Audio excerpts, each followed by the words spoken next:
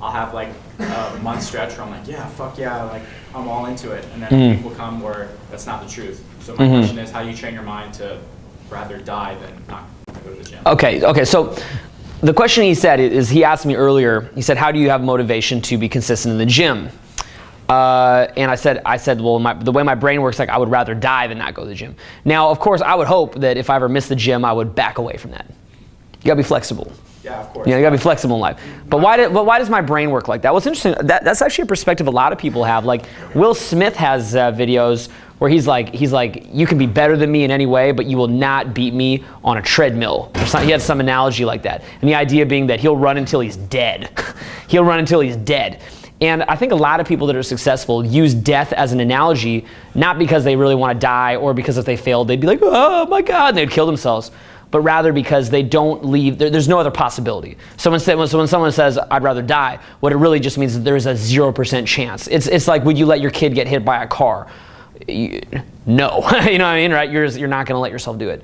So what I have found, an example is, if I miss the gym one time, right, and I'm not some super jack guy by any means, right? I dropped a lot of weight to not be fat, dropped about 70 pounds, but I'm not trying to be like the Incredible Hulk or anything, because that's just not my focus, right? I have other focuses. But basically, why will I be consistent in the gym is because I found that if I miss one day, I'll miss every day. I've been dieting for almost 2 years, trying to get down to 7% body fat. Used to weigh 205 pounds. So body fat percentage is at 6.4%. Wow. Congratulations. Thanks. That's awesome. Done. So I'm like a scrawny dude now, probably time to put on a little more muscle. Probably the next year I'm gonna try to put on, maybe 10 pounds of muscle. Because there is never a convenient time for me to go to the gym. It is 100% inconvenient. It is 100% something that I don't have time to do. There's never a time that I have time to go. When the fuck would I have time to go to the fucking gym? When the fuck do I have time to do anything? I got time to do anything. So, maybe like the vacation time I carved out. So if I don't have that mind state that there's no other choice but then to go, I'm gonna miss one day, and whatever set of rationalizations that I have of the certain circumstances that exist today that would stop me from going, they're gonna be there literally every single day. There'll never be a day I want to go that it's convenient to go, or that I just have an extra hour of energy burning inside me to go do that. So once I've made the decision to go, I'm going to stick to that decision. Why? Because if I fail in that decision, I will fail at my larger scale goals. This is a fascinating thing I've seen for years. Everyone I know who works a shitty job, not everyone, most people that I know who work a shitty job don't try very hard at their shitty job. This is very, very common. They don't try very hard at their shitty job. And the rationalization is, well, my boss is a piece of shit, or the customers are dicks, or this is just not my calling, so I don't have the motivation to work hard at this job. But everything is practice for the big show. Everything's preparing you for the big show. So for example, let's say that I were to say to you guys, let's say I wanted to do a self-development company that did $20 million a year in revenue right now. Or let's say it did $100 million in revenues right now. If I were to ask you guys, do you think that I could manage a company like that? What would your thoughts be? Do you think I could do it, or do you think I couldn't? Need a lot of help. Well, do you think that I could manage a team and do it, or no? Yeah. So. No, couldn't do it. Couldn't do it. Because if I could, I'd already have it. But see, it's interesting because a lot of guys like myself, it's very interesting in self-development, and especially in learning success with women. What you learn is that no one's cut from a different cloth. So you learn that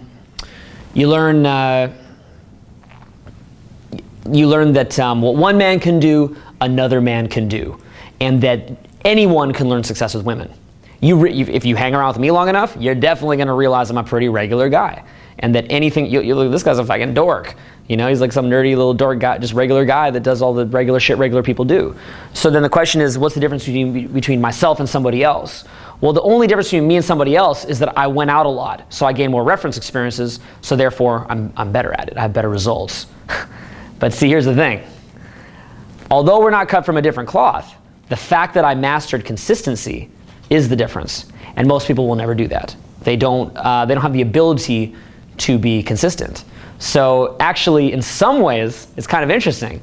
Most people think that the people that are at a very high level in society are cut from a different cloth. They think that they're literally a different breed than them, and that they can't get those things. So that's kind of interesting, right? And it's always kind of a shocker to have the myth of that person burst. You know, say that you were to hang out with Bill Gates for a week, and then you realize this guy's a completely regular guy. Holy shit, he's just like me. But the thing is, in some ways, it's almost worse in some ways, because learning how to cultivate that motivation to stick at some menial task day in and day out, it's actually fucking harder than you think, because your brain will trick you. You are your own worst enemy. For example, I go out almost every single night. Why do I go out almost every single night? Well, see, I go out almost every single night because I run a company that's related to teaching success with women. There's different ways that I can be successful in my company. One way is I could do a lot of affiliate marketing. I could spend my days mastering affiliate marketing.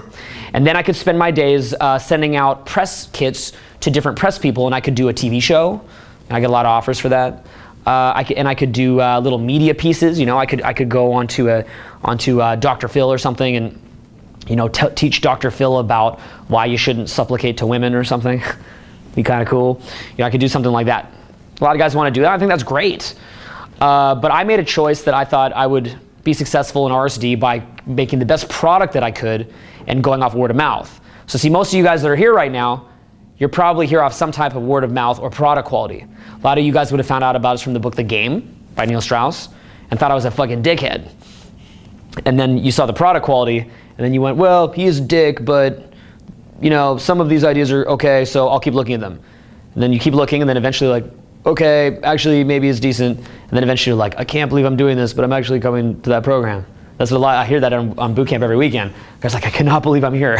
If you would have told me a year ago I'd be on this program, I never would have believed it. I get a lot of that. So I chose to grow RSC based on product quality and word of mouth, primarily from product quality, word of mouth, which is pretty crazy, right? It's pretty crazy that we did it like that.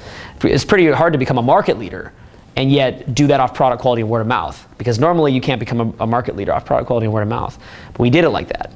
So basically what I do is I spend my time going out, because when I go out a lot, then I do better public speaking, I do better in-field demonstration, I do better in-field hidden camera video, which creates a great hot seat. Did you guys like my hidden camera footage? Well, I didn't get that by going out once a week. That's because I go out every fucking day. I can do that shit. You know, so I made that choice, right? So once I've made a choice that it's in my best interest to go out every night, I'm going to do it. Does that mean that all you guys have to go out every night? Fuck no. You don't got to go out every night. I'm doing some hardcore shit here. You could go out 2 nights a week. You could maybe get decent results. 3 nights a week, you do better. 4 nights a week, you do better. I go out about 7. I go out about 7. So when I get off an airplane from Atlanta and I arrive back in Los Angeles at 1:30 in the morning, instead of going home to my family, I run out to the motherfucking nightclub and try to open a couple of girls as they stammer out the fucking club. And I'm tired, man. I'm tired, and I don't want to do it. And I got a million reasons not to do it. But what I do is I make the choice that I say, if I can't make myself go do this, how am I going to live my dreams? Yeah, I could do this, I could do that, I could do this, I could do that. Homie, if you can't get off your fucking lazy ass and go say hi to a girl because you got off a plane from Atlanta, then how the fuck are you going to do this other shit? You're not going to do shit, homie. Blah, blah, blah, blah, blah, blah, blah, blah, blah. You're going to talk a lot of shit. You're not going to do shit. If you can't make yourself go to the fucking gym and carve out that time, how are you going to live your fucking dreams? You're not going to do it. If you're working at McDonald's and you can't do a fucking kick-ass job at McDonald's while you're there to practice learning how to enjoy the process of doing work and contributing value to society, what makes you think that when you become the fucking CEO of fucking Walmart magically, that you're gonna do a good job at that? You're not. So a work ethic is something that is cultivated over time, and the hardest part of it is that you are your own worst enemy, because you can always stop. You never have to work hard. You never have to do shit. Doesn't it usually take 30 days to get a habit going? Mm-hmm. And stick with it. 30 days minimum. Yeah, it takes about 30 days, and then your brain rewires itself to accept the new habit. So whenever I'm thinking of not doing something, I realize that if I want to strategically not do something anymore, like I want to make a big picture decision, I'm no longer doing that, that's fine. And if I'm really run down for whatever reason and it's an exception to the rule, then maybe I could not do something. But assuming that it's just the typical I'm too busy bullshit, I'm gonna carve out that time, because I know that if I fail to do that, that I am not instilling those habits that's gonna have a big picture long-term goal. Because dudes, talent is overrated, homie. Talent ain't shit, okay? I'm from LA now. You think I see a lot of talent there? A lot of unfound talent? Dude, I go to classes that I take all sorts of different classes to get good at my craft. I take different classes. For example, like improv class or things like that. I see guys in there that are fucking so talented, they make me and Jeff look like fucking clowns. All right, maybe you already think me and Jeff are clowns, but you probably do. But seriously, they make guys like me or Jeff, like these guys can go up in front of an audience and do public speaking like crack public speakers. Better than I can do, because I wasn't born with this as a talent. I cultivated it, whereas they're born with it. I see these are people that can make themselves cry in command. They can do acting performances that would send you to tears and shit, or send you into laughter or whatever it is. And these people are undiscovered, and they work as a waiter job, making $10 an hour or something like that. They're undiscovered. They got all this talent. I know guys that can write shit that you wouldn't believe. Like, their writing is incredible. Right? You guys think I'm a good writer? Do you guys like my writing? Dude, my writing ain't shit, son. I'm some little fucking dude. Like that, right? I know guys that can write so amazing. It's like, I look at it, I'm just envious. I'm humbled because they're so talented. And yet they don't execute. Their execution is off. They never take the time to do the little things that they need to do to build themselves up past a certain point. And they want to get put on. They think some motherfucker's gonna put them on. You're not gonna get put on, homie. No one's gonna put you on. You know what I'm saying, right? Like I could walk around being like, yo, I don't need to do hey, I put out a free tour video every week or every 2 weeks. Maybe it gets seen by 10,000 people initially and 30,000 people eventually. Man, fuck that shit, homie. Dude, I'm talented, man. I'm gonna do reality TV. I'm gonna get seen by 3 million people. I get put on. I get put on, baby. Like all that shit, right? And then I can just lay back. Yeah, got put on, yeah, right? Because I'm the shit, right? No. If you've got a talent and you've got a gift, right? If you've been blessed by God to have any gift and you want to fucking do respect to that gift by cultivating it, then you make a decision to cultivate it. And you make a decision to do what you need to do to push that out there. Whatever that is, right? To bring it to the forefront. And so you have to, and those little things, those little menial tasks that add up, you have to execute them. And when your brain tells you that you got a great reason today not to do it, and you want to listen to your brain, because your brain doesn't want you to be a big success. Your brain just wants to keep you alive. Your brain doesn't give a fuck about your little bullshit dreams. All your brain wants you to do is just pump out 1 or 2 kids so the DNA can continue on. That's it. Your brain doesn't give a fuck about your little dreams. It's gonna lie to you, it's gonna trick you until you can get it on your team, right? So it's gonna lie and trick you. You gotta just be consistent. You gotta have that consistent thing. And you gotta cultivate a love for the process. You gotta love the process. And you gotta make a decision to love the process. So you guys see me doing free tour. You guys enjoy the free tour stuff? Who do you think has the most fun at a free tour? You. I have the most fun. Who do you guys think has the most fun on a boot camp? You would think that the guy taking the boot camp would be having the most fun, right? Because he's fucking, I'm working, I'm the one working, and he's the one getting a kick-ass boot camp. I have the most fun on the boot camp. On a hot seat even. And that's a brutal program to teach, man. That's a brutal program to teach. Because when you guys do the hot seat, you just come to the hot seat that one time. Imagine it's you who's doing the pickup and you just see it every week. That's a fucking brutal program. Especially when you just come off boot camp the night before. You've been up till 7 a.m. You get up at 11 to go do a fucking hot seat. You gotta try to look friendly. You're mad at life because you're so tired. You're like, fuck this, right? You're gonna go do it. You wake up, but I'm gonna make that fun. And how am I gonna make it fun? I'm gonna challenge myself. I'm gonna challenge myself to create new seminar bits every single hot seat. I'm gonna challenge myself to make new seminar bits every free tour. I'm gonna challenge myself to laugh. I'm gonna challenge myself to have a fucking kick-ass time. I'm gonna challenge myself to be in the moment, to use that as like an active meditation to become present. I'm gonna challenge myself to draw state from within myself. I'm gonna challenge myself to have a love for small tasks. I even love to get here early and rearrange the chairs. You know what I'm saying? I'm not rolling in here like, garçon, rearrange the chair. You know what I'm saying? I come here, fucking do the chairs myself. I teach a boot camp myself. I love it, dude. I love that shit because I've trained myself to love the menial little tasks. This is really big, right? And what I've also trained myself to do is to self-punish when I fail to execute. So I do a lot of self-punishment. So for example, in Success with Women, if I see a really beautiful girl and I leer at her, you guys ever do that? You ever see a beautiful girl, you leer at her? Right? You're staring at her little fucking ass and shit, like that, right? Then she sees you leering at her, and now if you approach her like, hey, I'm the fucking pervert that leered at your ass. You wanna fuck me? Is that gonna work? Not gonna work, right? But if I'm gonna be a leering pervert, I'll punish myself by going up and I'll fucking open.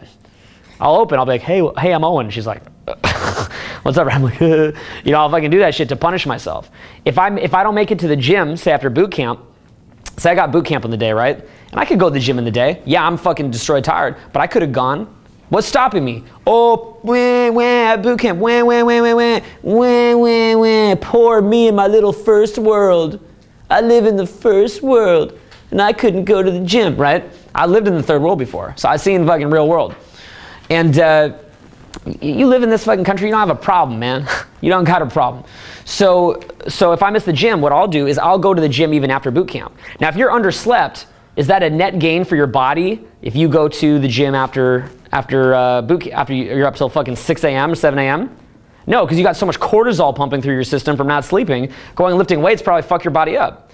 But see, the next day, when I'm all even more fucked up and destroyed, and I got a headache because I stayed up an extra hour and a half even, and I got a headache all day, and that shit sucks, you think I'm gonna skip the gym next time? Fuck no, I'm gonna skip the fucking gym, right? I'm gonna be like, shit, that shit fucking sucked, right? So I'm scared of myself. I'm scared of my own self-punishments. So I'm thinking of skipping the gym. I'm like, oh, I'm scared because I know I'm going to make myself go later. Fuck it, I'm going now and I'll go. Right? Another big thing too is that you have to align every part of yourself towards the goal. Human beings, we have multiple different personalities. So we have the higher self, right? So like our higher self is like, I want my life to offer value to the world. I want to contribute something. I want to be a better person. I want to embody something that has meaning. That's like your higher self, right? Your higher self is not petty. Your higher self, someone could insult you and you're like, that's just their level of consciousness. It's okay. I can be the space to just let that absorb, let them get that out of their system and just move on. Then you have like your middle level desires, like, I want to have security, right? I want to just like have security for me or my future family, or in my case, my existing family, things like that. And then you have your lower desires. And your lower desires are like, you want to be like a guy in a rap video. You want to make it rain. You want to make that shit. You want to fucking make it rain. You want to be the boss. You want to fucking destroy anyone that ever fucking doubted you to prove them wrong. You like shit like that. You want to have a fucking fat crib or like some shit like that. You want to have a toilet seat that's heated that heats your ass or something. Some dumb shit. Whatever the fuck you want. I don't know. Whatever you want. So the thing is that you have like the petty desires, right? And you want to get all of those lined up. So you want to see how your behavior, right? Say you're trying to like do whatever it is you're trying to do. You want to see how your behavior is leading you towards a journey that leads you towards a better state of consciousness, a journey that offers value to the world, things like that. You also want to show how it can, secure your life in a healthy, normal way that anyone should want, right? I don't buy that fucking, I don't fucking buy that like Eastern philosophy shit, like live in a cave. All that matters is your state of mind. No, homie, I'm not living in a fucking cave. Okay? Anyone want to live in a cave? I don't even want to know. You know what I'm saying? I don't even fucking care. We're alive, right? This is life, baby. We're alive right now. We're here. You don't gotta live in a cave. Okay? We're alive. Likewise, I have those petty desires, right? Say someone was like, he can't do it. That guy can't do that. He's limited. He can't do that because he's not smart enough. He can't do that because he's a balding, ginger, pasty little fuck. He can't do that because his voice isn't fucking deep like Barry White or Manilow or one of those fuckers. He can't do that because he's not talented enough. Like, shit like that, right? I go, cool. Yeah? Okay. Watch me. You wanna watch me? Watch me do this shit. I'll go and I'll do it, right? But see, the truth is that my higher self doesn't give a fuck about that. My higher self doesn't give a fuck what anyone's gonna say. But the reality is that we all fluctuate between different personality styles. When I'm really tired, I'm usually a bitter little man. Like right now. I'm like 2 hours sleep. I'm like, fuck yeah, show them. Fuck yeah, that seems appealing. But if you see me on like a full day sleep, very happy, you'd be like, do you care about showing anyone shit? I'd be like, no, why the fuck would I care about that, you know? So we go in like different levels, right? But the point is that we have to acknowledge that we have those different levels. And then we want to angle everything in going in our favor so that all of those behaviors that we have are lining us up, or all those desires that we have are lining us up towards the goal. All of them are lined up towards the goal. I think that overall, life is a journey. And that, who here's ever read the Bhagavad Gita? Anyone ever read that? That's that old Hindu text. Is it a Hindu text? Some fucking Eastern text? Okay, so that book, the idea of it is that there's this guy, his name is Arjuna or something like that. And you could learn about this from better people than me. I read it a while back. But basically, he has to go fight a war. So he's going to go fight in a war. And he actually has to fight in a war against his family. And so it's this really big values conflict for him. And God comes to him, which is Krishna. So if you've ever been harassed by a hairy Krishna, you can thank this book. And basically he says there's two different paths to enlightenment. He says that one path is through contemplation, and that one path is through action. And for some people that path is through contemplation, and for some people that path is through action. Well, for a young man, like guys mostly in our age here, what do you guys think the path is? Action. Yeah, you guys think the path is to go in a cave? You think that's, as a young dude who's here on this earth, like that's your path? Like, yeah, let's go in the cave. Sweet, right? Like, go in the fucking cave, yo. Right, that's not going to do shit. Now, what's going to happen if you go in the cave? Let me tell you what's going to happen. If you value your state of consciousness, your state of mind, okay, maybe an easier, more palatable term, less new agey. If you value your state of mind, action is the key. Action with a foundation in concepts of inner game and in inner understanding and in being introspective, and to understand and to have a context for where that action is taking you.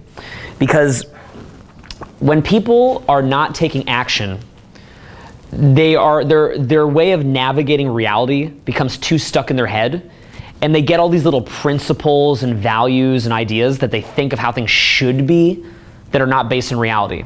Take communism. Is communism in theory bad? No. Communism in theory is fucking awesome. How kick-ass would that be? Brotherly love, baby, right? You're just fucking communists. Like, everyone's like, yeah, everyone, we love each other, right? Everyone gets paid the same shit, so you don't gotta work sometimes, or whatever it is, right? Communism is fucking awesome in theory. What is communism in practice?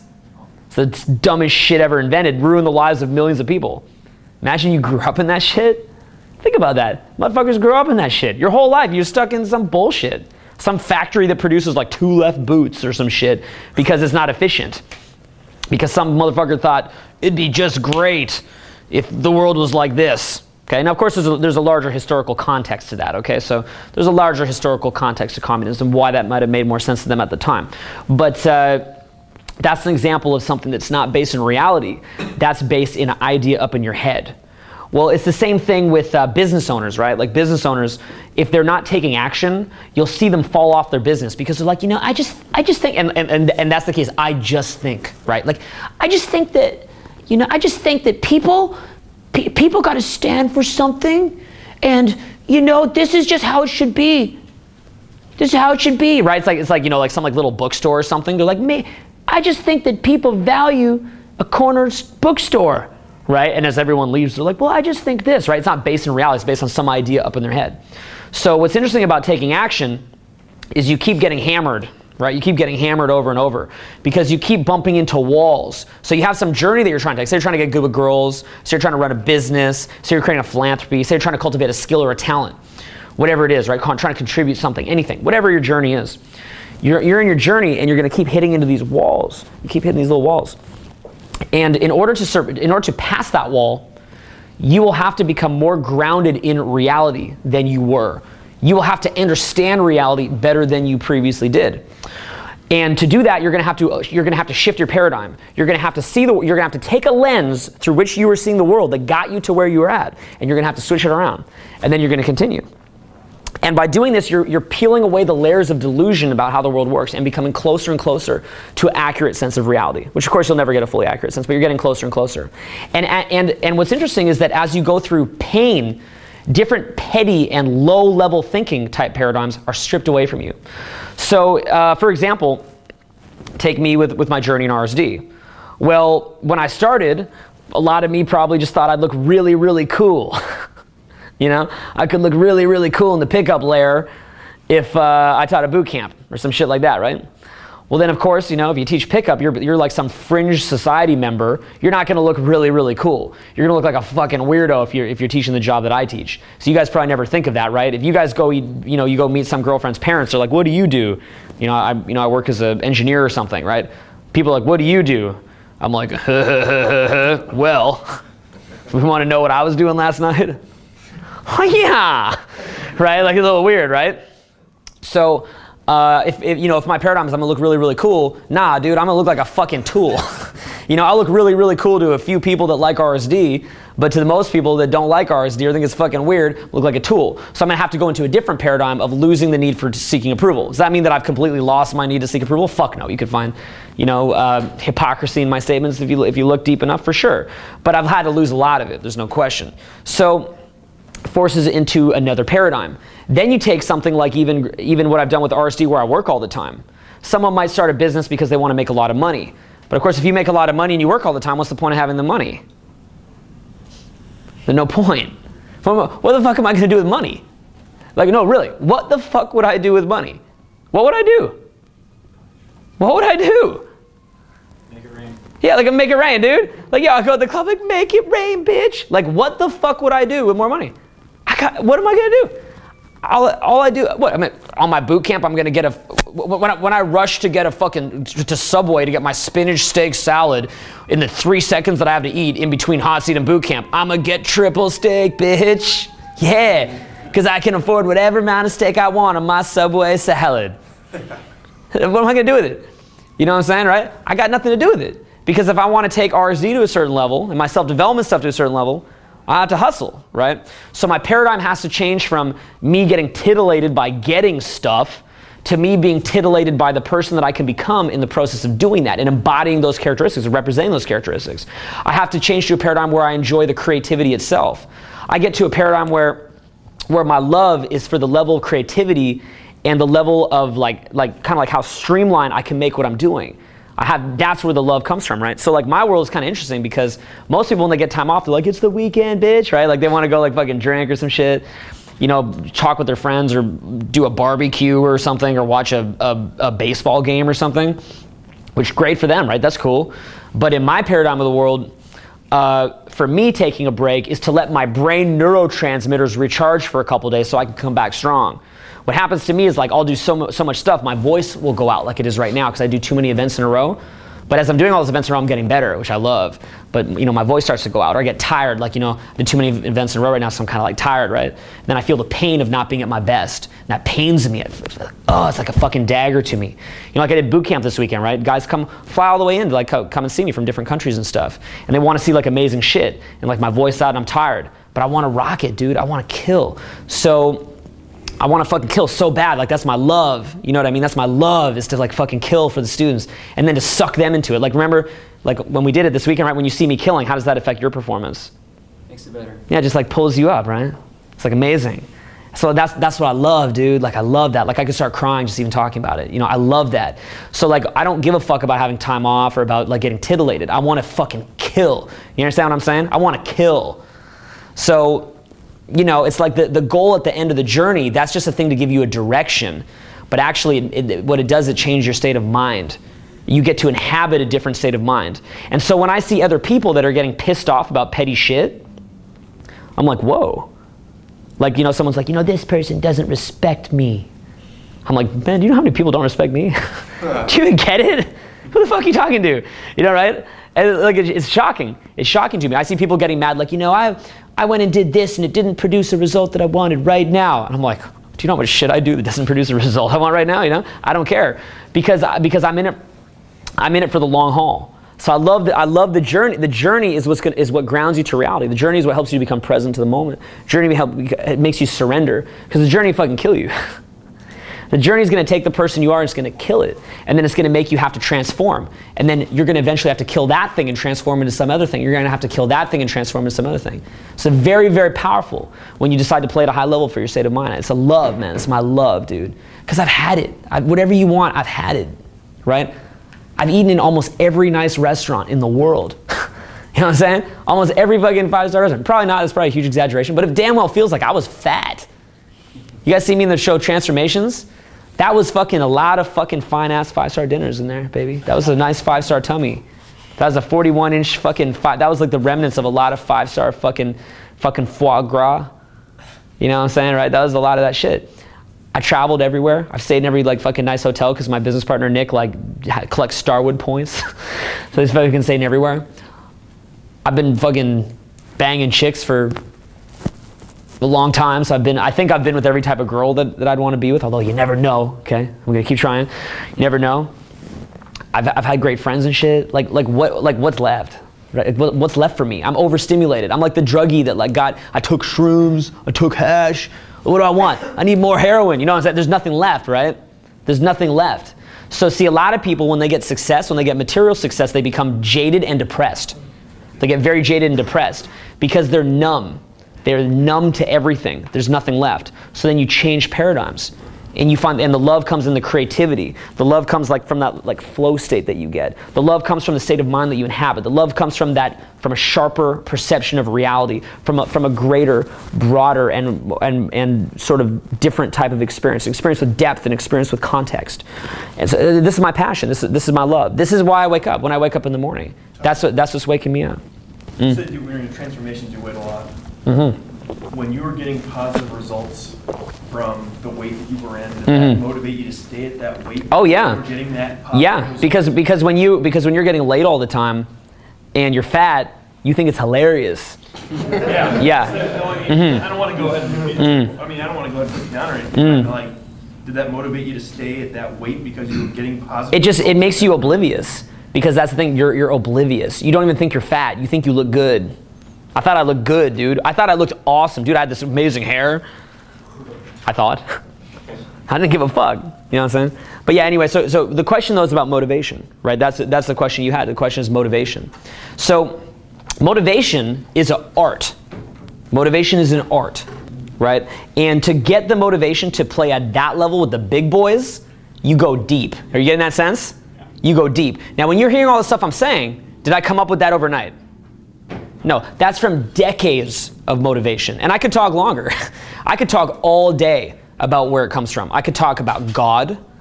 I could talk about my belief about the world, where I think the world is going. I could talk about the fact I have an internal locus of control and believe that I can create the circumstances that I want. And I don't believe that the world has to be fucked up. I don't believe that I have no effect. You know what I'm saying, right? I could talk about everything from like just smaller context to larger context. And these are all things that have crossed my mind from years and years and years of having to do bullshit little menial fucking tasks, from having to take huge risks, from having to be fucking broke and suffer, from having to be humiliated. You know what I'm saying, right? And just through being fucking beaten in the fucking ground, because no one wants you to succeed, right? Only your mom. And even your mom doesn't want you to succeed because she's afraid you're not gonna call her back. So you don't even give a fuck. No one wants you to succeed, homie. Nobody gives a fuck, dude. No one's gonna do it but you. Nobody, dude. No one's gonna do it but you. And how old are you? 24. You're a 24-year-old man. So you got no sympathy, right? Remember when you're a kid, like, you cry a little bit. People are like, oh, help him out, right? You're a grown man, dude. You go get killed in war and shit now, and no one say shit, right? If you were like some kid got killed in war, people would be sad, right? If you're a woman, you got killed in war, potentially people could be sad, although that's changing. No one gives a fuck, dude. 24-year-old goes and gets killed. You're a grown-ass man. No one gives a fuck. So if you have a dream, okay, and it's worth it to you because you're someone who's inspired by that dream, then in that case, you can choose to go to that level and find your own motivations. These are mine, right? So remember, so I don't teach motivation. You know what I'm saying? You just asked a question though, where does my motivation come from?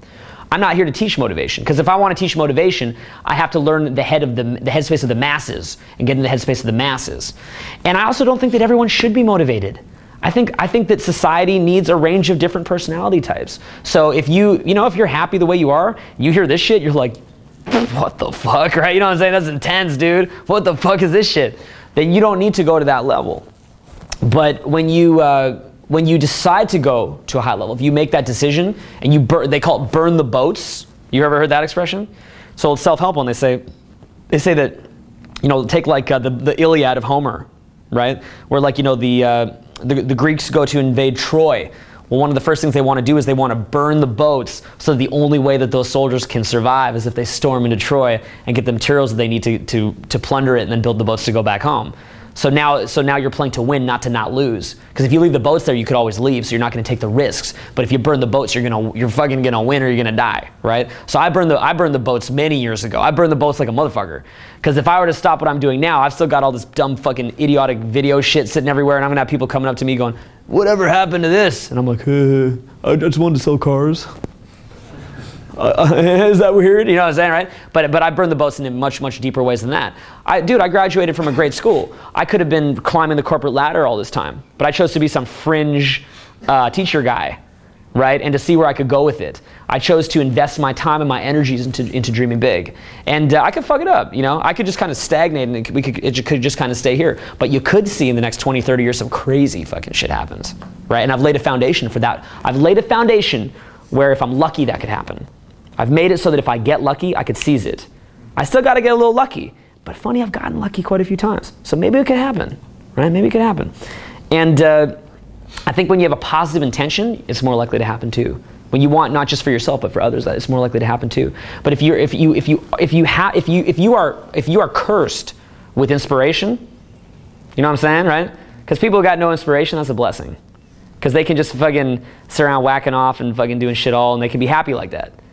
Right? I'm kind of exaggerating because you could make a lot of counter arguments for that too. You could say those people are not truly happy, but the joke that I would say is that if you're cursed with inspiration to go high in something, if that's a curse that you have, first of all, I'm sorry, okay? But there are other people out there that have it too, and we can support each other. And you can find that motivation to go to a higher level, but you go deeper and deeper as time goes on, and you burn the boats more and more, and you become something that you become almost like unidentified with what you're doing, because you realize that this is kind of a weird statement, but that you realize that you is not even you. What you think is you is not even you. So it's a very weird statement that's hard to understand. Your self-image is not really you. You realize that you're basically just like this little fucking wave on the top of an ocean that will dissipate. You're just here for this brief moment in time. And you have that desire for something to flow out of you. You just have a desire, and that desire for something to flow out of you is stronger than anything. Then your life changes in profound ways. But it's something that can be accomplished. If you want to go to that level. So there's no price too great for me. There's nothing too great. I would die for my dreams. You know what I'm saying? I'm willing to risk it. There's nothing too great. There's no amount that I'm not willing to go. I don't relate to other people that don't have that. So if you're fucking, the joke being that if you're cursed with that, then there's a few people that are too, and you can go far if you want. You can accomplish anything you want, man, if you're willing to do it, right? But again, you'll realize that what you think you are is not what you are. You become something else. You literally become something else. If you want to be someone who's tireless, you cannot be tired down. You'll become something else. So you don't have those limitations a normal human being has. You don't have that, because you become something else. You become something that embodies certain things that you're trying to move forward. And you'll go to any length. And so you're not going to get tired, because dude, at that point you have God on your side. That's not even you anymore, dude. That's some fucking deeper level shit. You know what I'm saying? But again, that's some weird shit for most people. I don't talk about that publicly. It's too fucking weird. It sounds insane. Because to a normal person it's completely unrelatable. It sounds insane. So, but to someone who is on that inspired path, that shit will make a lot of sense. That resonates real deep. Yeah. We'll move off the motivation topic now. Yeah. You talk about luck. Is that to keep yourself humble, knowing that you have such great aspirations? Is that like something you do, or is it truly? No, you get lucky. Every success is always a combination of preparation and luck. But everyone gets lucky opportunities. So when you have lucky opportunities, you'll seize it. You know what I'm saying? I had tons of luck. Half of my success is based in luck.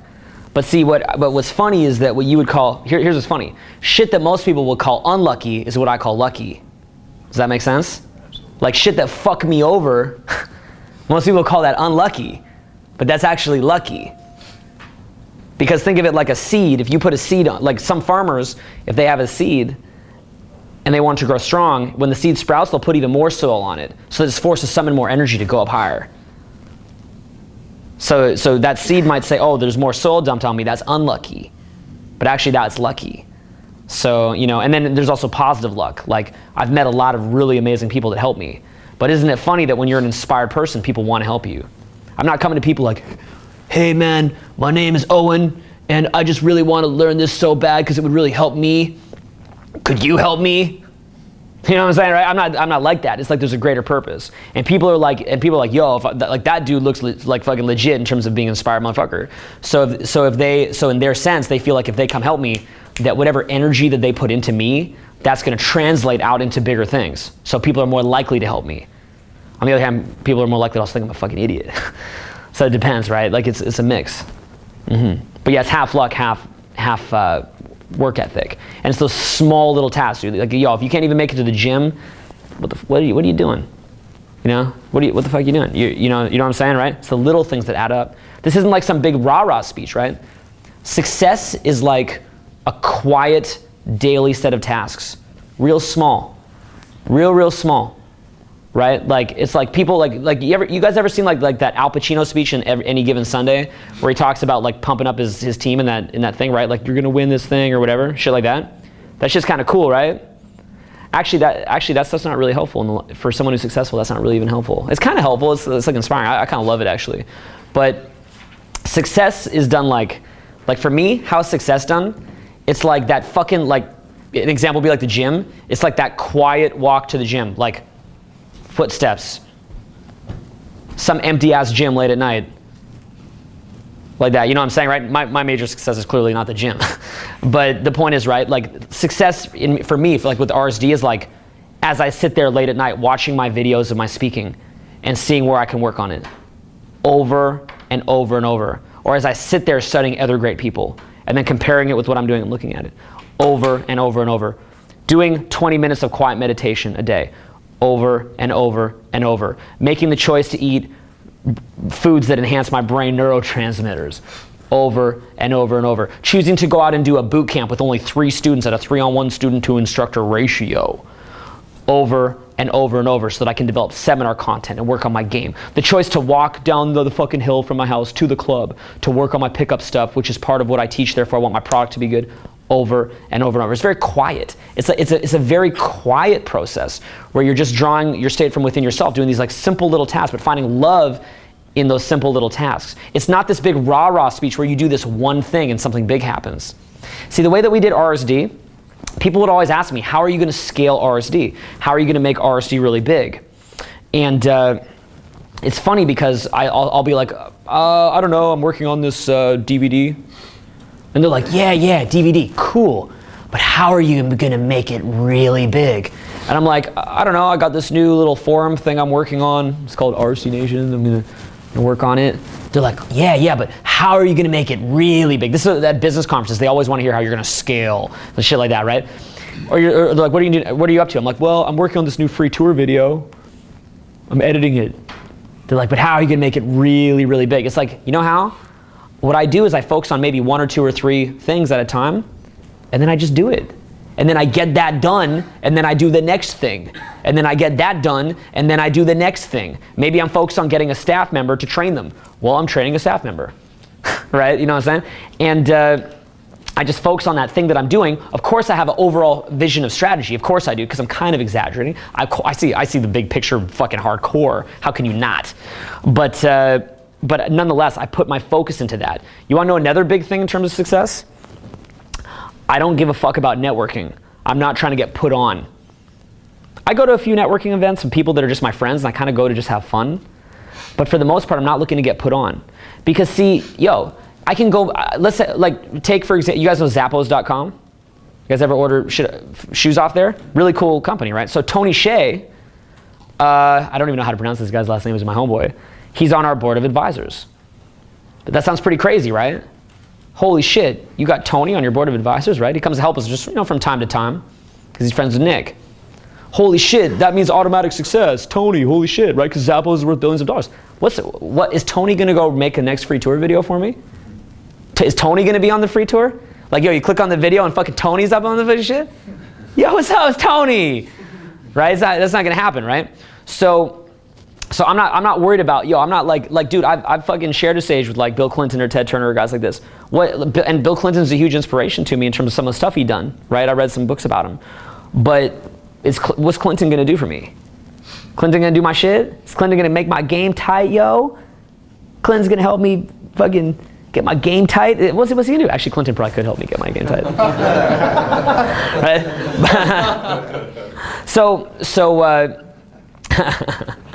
Right, yeah, it's like, what's anyone gonna do for me, right? So I'm not looking to like what's funny is I have very few, I try to keep my social circle small.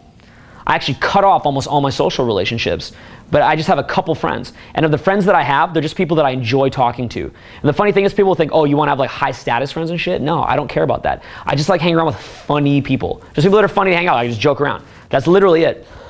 A lot of people would be surprised at my choice of friends. I mostly just hang around with guys that crack jokes or like to talk about fun stuff. That's really it, because if I'm gonna take time off, I wanna just crack jokes so I can unplug. I'm not trying to have some high status friend that's gonna put me on. I don't care about that. I'm not trying to meet Tony Robbins. Like, have you met Tony? People ask, like, have you met Tony Robbins yet? What is Tony gonna do? Tony, again, you gonna click on the fucking free tour and Tony's up on that shit? Tony, yo, it's like Tony Shea and Tony Robbins. It's the Tonys, right? Like, what's he gonna do? What can he do for me? No one's gonna put you on. You have to put yourself on. No one's gonna put you on. So you make that choice. You just do your small tasks and you do it. But see, no one wants to hear that. You know what's funny when people go to networking things? They feel like they're getting ahead. You know how I learned this? From living in Hollywood. That's how I stumbled on this shit. Because in Hollywood, you see these girls that come down, they want to become actresses. So what do? They go out to Hollywood clubs and do a bunch of coke, and they think they're networking with people. But all that happens is they get fucked by my interns.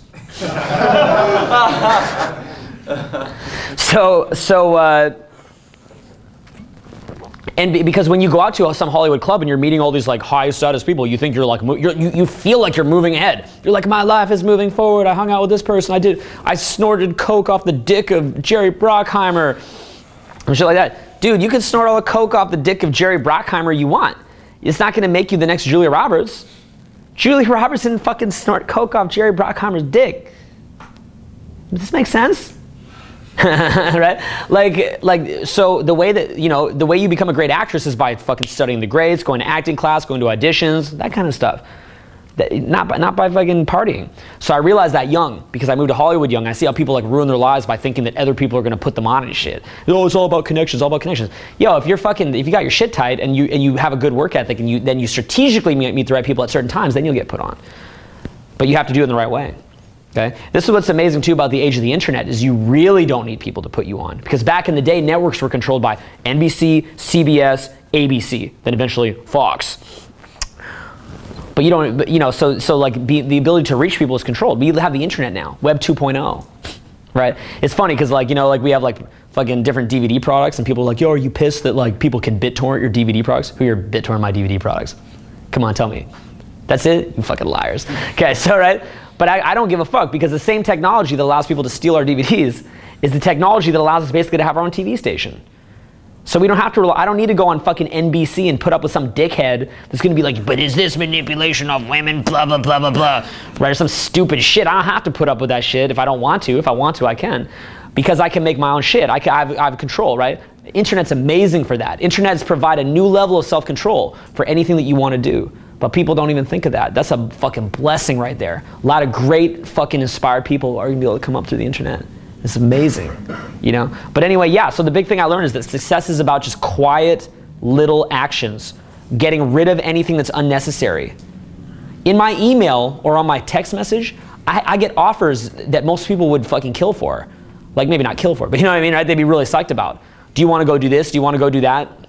Tons of stuff, tons of great offers. You wanna know what I do? I don't even respond. I don't even say no thank you. I don't even respond. Because at the end of the day, it's a distraction. That shit is gonna distract you from those little things that move you forward. There's only so much the human mind can focus on. We're really pretty dumb little creatures. At our best, we're pretty amazing, but we're really pretty dumb little creatures. There's too much going on. Got people watching TV, looking at Facebook, all this different shit. There's too much going on. Just focus on one small thing at a time. Keep a small group of friends. You're good. You know what I'm saying? You're good. Just keep it practical. Keep everything really practical, like little small things, and you can move forward. It's kind of crazy. But you got a lot of success is just learning to decline shit. It's learning just to like not even like take shit, because you'll get distracted. Say you're going to get this awesome opportunity and it like blows you up, but in reality that's going to distract you because all the attention you're getting from it is this huge distraction. You're like, oh, look at me, I'm the shit, right? It's like the shit just fucking distract you. You know what I'm saying? You got to stay like fucking humble with it. You got to realize that talent is overrated, and there's so many talented people out there. You think you're talented? Fuck you. Think you're talented? Suck a dick.